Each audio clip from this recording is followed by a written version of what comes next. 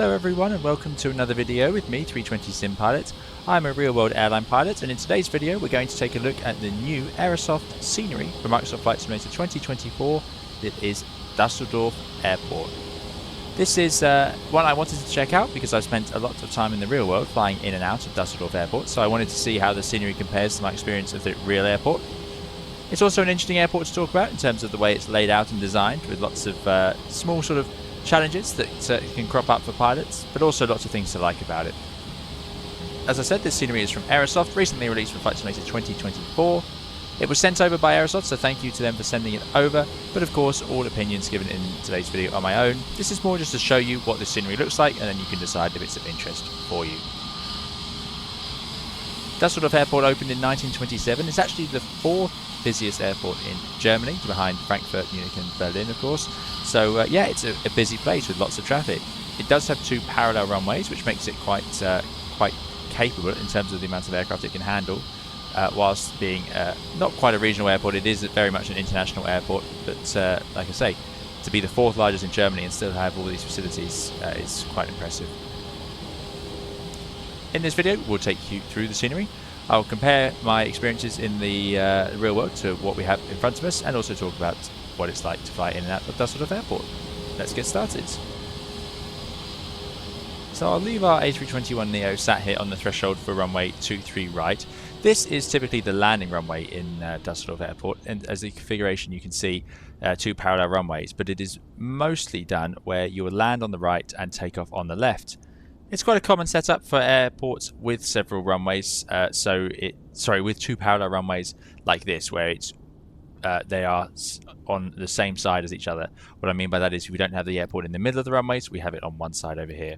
So yeah, you would expect to land on 23 right, and then what happens is you land and roll out and then cross the takeoff runway up here.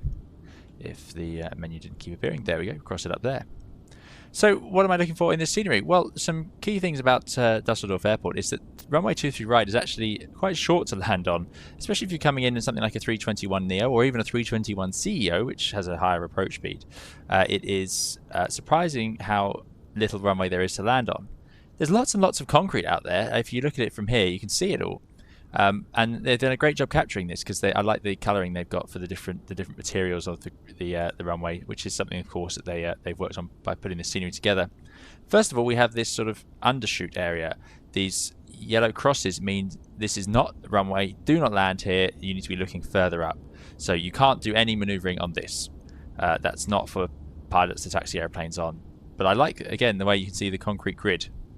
Now, excuse the pop in. This is because, of course, my aircraft is over there, so the scenery has to load in as my camera moves around. But there we go. Up here we have the taxi lines and the lighting markers. We'll look at the night lighting later, but you can see these have been, I think these are custom models to reflect what you actually get at the airport, which I really like. They're quite cool, aren't they? Sort of flying saucers. As you enter the runway then, you get this undershoot area. This is not for landing, but you can use it for taking off, these white arrows. So you can line up here and you can set takeoff thrust from here. That's absolutely fine. And then drive yourself along.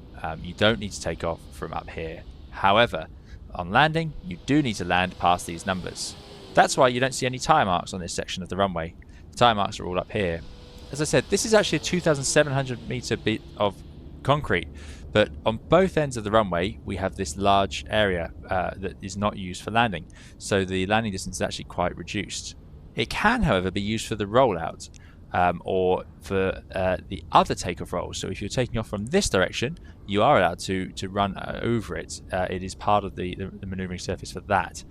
The inset threshold is what this is called when we have a threshold here, which is sort of further down the runway. Reasons for that are typically to keep the airplane higher back out here. So although the airport has the concrete and you could in theory land here, there's often reasons such as noise or obstacles over here that mean we don't want the airplanes that low to then come in and land here. So they move it along, and that way you're higher. That's one reason, of course, out of many reasons that this could be done. But that's quite a typical one. So, oh, and by the way, if you are taking off, let's say you're taking off in the opposite direction, you're coming along here and you get to this threshold and you're still taking off, it's quite an unnerving situation, I can tell you that. To see the runway a threshold appear, because you have to remember that, of course, there's not the end of the runway, there is concrete in front of it. But anyway, the main point is we have all the rubber from the touchdowns here. This runway needs to clean, I'd say, given how rubbery it is, but that's what you get. The reason they clean this sort of rubber off eventually is because it actually gets slippery when it rains, and it can degrade aircraft's braking performance. So quite important that it doesn't do that too much. And as you can see, before you know it, that sort of fades out. So people touching down here are touching down very late in the day. And then you're into the next side, and you're in the touchdown zone for the opposite end. Like I say, not the longest runway in the world, because although it's 2,700 meters, lots of that concrete's taken up with, as you see at the other end, same thing, this inset threshold. So, the only thing I notice here is how many airplanes are touching down after the touchdown zone. These white markers here are typically used by airlines as the markers that you want to land within. You don't want to land past them. So you cross the threshold at 50 feet. This is the aiming point. Land from here to here, ideally. And if you float a bit, you'll land about here. But yeah, quite a short touchdown zone, that one, certainly. But you have that on most modern runways. It is possible to find runways without them, but they are pretty standard. As you can see, it has it at the other end. Good. So, modelled nicely as far as I can tell, and yeah, quite standard stuff so far. But then if you make it, this is the exit that you want to take. So you'll take this high speed exit here. Like I say, nice lighting. They've also got these, I think these are custom as well, these sort of boards on the left of the runway here. But as you vacate, you can see the hold short sign. So runway ahead, 05 left, 23 right, which of course you'd hope you are aware of. And you taxi around, and that yellow cross means not in use. Do not use that, and it says no entry. So yeah, nice details. Feels like a real place. And the reason that's no entry is because that drops you off down here, and that's just, yeah, I think it's being worked on. I'm not sure actually. Not sure what all this area is for. You don't typically end up down here when you're flying, because like I say, you'd vacate this high speed exit, but you'll come into the issue of having parallel runways like this, which is you've then got to taxi airplanes across them. So your choices are have landing airplanes vacate and taxi across the takeoff runway, or have, if you want to swap the runways around, you'd have airplanes taking off and taxiing underneath landing airplanes, or sorry, across landing airplanes. So, like I say, typically you land on the outer runway, the one furthest from the terminal. So pilots have to be very, very careful that they get here and they stop. They must stop. That's why you've got big red writing, and you've got this stop bar, put the right way around with the double solid lines on the side. We are not allowed to cross that. Also got wigwags. Let's just check while we're here. Let's set it to night time for a minute. There you go. Anyone who's looked out the window of an airplane taxiing around would have seen those. Wigwags, we call them. Very obvious. Amber, pulsating lights, left, right, left, right. More modern feature would be a stop bar, but not all airports have those, and they're obviously quite expensive and tedious to have installed. So, all looks very nice to me indeed, and yeah, captures that. We also got the custom and correct taxiway signage, so that's been installed. And if you look over here, what's nice to see is the glide slope antenna. So this is the glide slope antenna for the opposite runways. So yeah, for landing facing this way. That must be the antenna for 05 right, and I imagine over there there'll be an antenna for 05 left. Yeah, as you can see there. So this broadcasts the glide slope, and they'll typically line up with the touchdown point. That's the idea, so that it could guide you in for an auto land as well if you needed to. Very nice indeed. Anyway, hopefully air traffic control clear you across, because you don't want to spend too long sitting here waiting for taking off airplanes. And we'll head over to the terminal. So airplanes would come from your left side normally, and yeah, they'll climb up above you, but you won't be cleared to cross underneath them. You have to wait for them to pass you, and then you'll taxi over. Like I say, that is the slight bottleneck of this system. Lots of markings on the floor, which can get confusing, but that is true of lots of airports. So yeah, that is a reasonable representation of how you can expect them to be. And we have all the proper actual taxiway signage here. So Papa 3, Papa 4, and as you move around, we have the asphalt. I like that. And you have these weird sort of half stop bar things showing here in front of us. These are typically used if you've got to hold short. So let's say we're told to hold short of this entry point here, so hold short of this taxiway, then this will be where you'd stop, so you don't infringe it or block it. Because this airport can take some quite large airplanes. It does have long haul traffic as well. But look at this is all great. Big yellow clear signage, Papa 3, Tango. Flight Simulator 2024, I have to say, has very disappointing default airports. So scenery is going to become quite important, I think, for people trying to get that ultimate experience. But here we go. And then you taxi in and park up and look at the detail around here. This is one of those sort of living airports they've done well. So you've got custom jet bridges, which is really important, because that does add a lot. You've got custom vehicles driving around, and if you go into the terminal on air side, you get to actually have modelling inside, and as you can see, the passengers are indeed animated, sort of having conversations. I like that. So yeah, and there's the terminal. I loved a bit of grime and wear. I always like a bit of weathering in my models of Flight Simulator, so that's great. And up here there is a spotting area. I believe, was that Dusseldorf?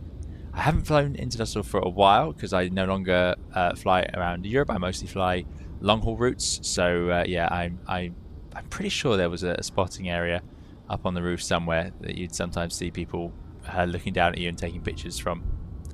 Just don't quite remember where it was. Right. So yeah, as you can see, a detailed, complex building. I love the glass effect on these staircases. That's been done to a very high standard. Looks really nice. But actually, as I move the camera around, it's hard to argue with any of this. It's all really detailed. It's running well on my computer, and it looks really nice. Yeah, let's drop the lighting down a bit and have a bit of mood lighting, just to see, because of course they have provided custom lighting, as we've seen with those taxiway lights and so on. Just for dawn, I think would be nice. There we go. And there you go, flood lighting on the aprons. The taxiway signage is all lit up as you would expect. And as you come over here, we can actually see some nice features here. See the yellow and green. So green is a taxiway centerline, but yellow and green means you are in the critical area of the runway. That means you are interfering with the localizer antenna by being there. So you can see it here as well, amber and green on this vacating line. And then once you get past the Cat 2 holding point, so this line here, you're outside of that critical zone. You're no longer interfering with that ILS equipment. That's because airplanes are big metal objects. Oh, most of them are. The 787 I currently fly certainly is not entirely metal, but it can still interfere with a radio antenna. So these glide slope antennas we looked at earlier could be disturbed by an airplane being too close to them, and that would affect aircraft trying to land. So you have to get off the runway, off the critical area, you're out of the maneuvering area, and you're not affecting any of the equipment. You can see those wig-wag flashing there. And then we have the blue lights for the edge of the taxi lights. You've got these amber 3 lines for these stop bars, so you can see those as well. But yeah, apron looks really nice. Most runways and taxiways around the world are sort of patchworks of different materials, so it makes sense that you get this sort of almost pixelated effect. I like that. It looks nice. I like that you've got stains there as well. Aircrafts, no matter how new and nice they are, do still leak to this day. You'll get bits of oil and things. They actually have vents and drains all over them. So you have water draining out the galleys and sinks. You'll have oil dripping out the engines. Hopefully not much. You don't expect to see oil actually dripping, but when they refill it, or a little overflow out the overflow sort of drain on the engine, things like that, you do get it. I love all the traffic driving around as well. Really nice. And there you go. That's sort of airport on that jetty. Good. Yeah, loving the lighting. Excuse the scenery pop in, like I say, caused by the flight simulator. As we head down this taxiway, it's just such a difference, isn't it, to flying around at the default airports. The next thing in Dusseldorf that's always a joy is the taxiways down here get very confusing very quickly, because if you're cleared down to the runway for takeoff, as you can see, this little area is a real treat of design. There's so many ways to get that wrong. It's absolutely brilliant. So if we go to the charts and we look at the taxi, you'll see it here. You have Mike, Lima 2, Lima 1, November, and then Lima 3 all next to each other. So you've got to get it right. So just pay very close attention. It's not particularly well signposted. As you can see, Lima 1 is to the right. So this is, let's see if we can see it. It should all be signposted here. Yeah, that's Lima 2. This is Lima 1, which makes sense as the full length. And again, you see the green centerline lights and then the amber green lights here, which show that you're in the critical area. But on a normal day, you would taxi up to this stop bar anyway. It doesn't matter that you're in the critical area on a normal day when aircraft aren't auto-landing, when we haven't got low visibility procedures in force. There is the localizer antenna, by the way. So this is for the aircraft to steer towards the runway. But this is the antenna for the opposite end. That is actually the antenna that guides aircraft landing onto 05 right. So it points from this end all the way down the runway and up as well, so the aircraft can receive it. And that way an aircraft can land and be guided along that. Look at those lights, they look fantastic. That is nice. So this can guide the aircraft whilst it's rolling along the runway as well. That's the idea. So that's why it has to be at this end of the runway and not at the threshold at the other end. But yeah, there we go. And then you'd expect to depart from this runway here, runway 23 right. I like that you can look at that. You can see the sort of grime and taxiway marks, tyre marks where aircraft have been taxiing over to 23 right, or vice versa, vacating from 05 left and taxiing across here. But yeah, there we go. A quick look around the new Dusseldorf scenery. Like I say, there is also some custom train traffic, I think, but I don't know where to see that because I'm not so familiar with it. I think it's on this. There it is. Is that it?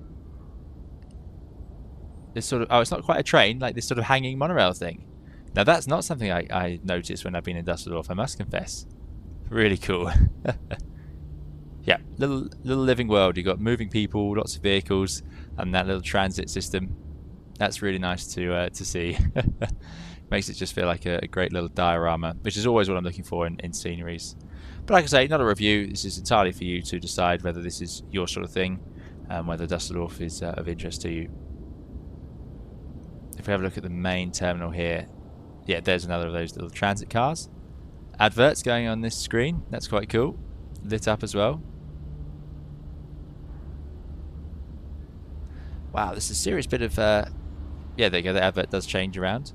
Serious bit of design going on over here. We've got lots going on. Kiss and fly, which is quite common sort of phrase in Europe, I think, for a drop-off.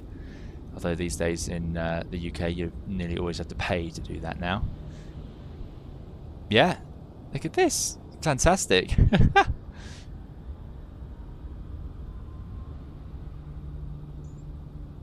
All stuff that you're not going to see flying your airliner in and out of here, but it certainly adds to it all. There's the car, sorry, big hotel, Sheraton Hotel. Yeah, that is quite something. That is an impressive, impressive terminal. I wonder what we actually have inside the terminal. This is not airside, so I don't think we'll have animated people in here, but we do have a terminal. Look at this. Oh, I found some people. There are people here, but maybe not so animated. Maybe they are. Ha! Brilliant. Yeah, well, lots of fun to be had exploring your airport, I think, if you were to, if you are particularly keen on Dusseldorf. That's really great. Of course, we need to talk about the control tower, another unique feature of Dusseldorf Airport. It has one of those really not very pleasant looking stair fire escapes that would take you quite a time to get down.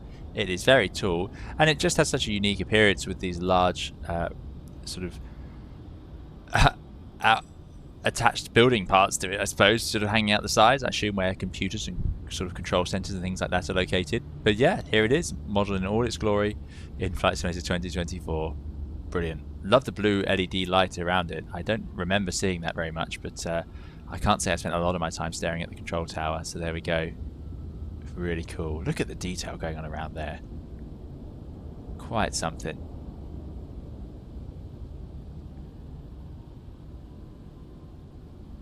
So that's all for today's video. Like I say, just a chance for you to see the new Dusseldorf airport from Aerosoft, and maybe that will help you make up your mind if you were considering it, or it's an airport that you wanted to see in Flight Simulator. Like I say, filmed in Flight Simulator 2024. Thank you again to Aerosoft for sending it over. Lots more videos, guides, live streams to come on the channel, so do please subscribe if you'd like to see those. We'll see you again in one of those videos or guides or live streams. Thank you for watching. Bye bye.